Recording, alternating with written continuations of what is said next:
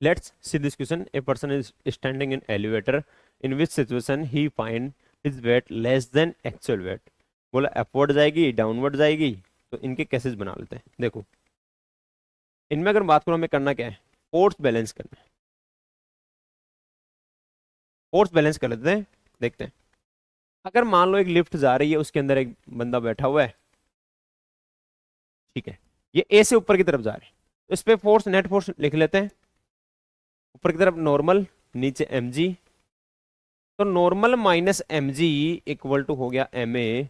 ऐसे अगर बात करूं नीचे की तरफ जा रही होती तो क्या होता, normal plus M G equal to क्या होता, एम ए होता।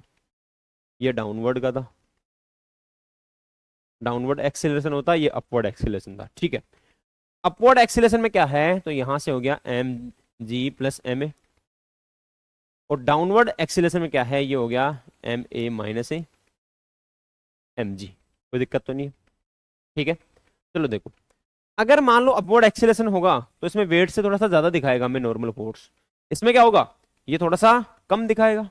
थोड़ा सा क्या होगा, ऐसे ना लिख के इसको ऐसे लिख लो तो और आसान लगेगा, m g minus a m a, तो वेट से थोड़ा सा कम दिखाएगा। अब क्वेश्चन पे चलते हैं। क्वेश्चन पूछा क्या, क्वेश्चन पूछ रहा है कि कौन से केस में, in which case is find the weight less than actual weight. तो जब डाउनवर्ड एक्सीलरेशन हो, अभी तो बताया था, जब डाउनवर्ड एक्सीलरेशन हो तो देखो, the elevator move upward with constant acceleration, नहीं ये केस तो नहीं हो सकता। The elevator move downward with constant acceleration, ये ठीक है। The elevator move upward with uniform velocity, मतलब एक्सीलरेशन जीरो, तो वहां पर तो सेम ही फील होगा। जब एक्सीलरेशन होगा तो mg के बराबर ही होगा।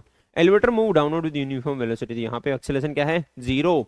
तो कौन सा ऑप्शन मैच कर गया, option B is my correct.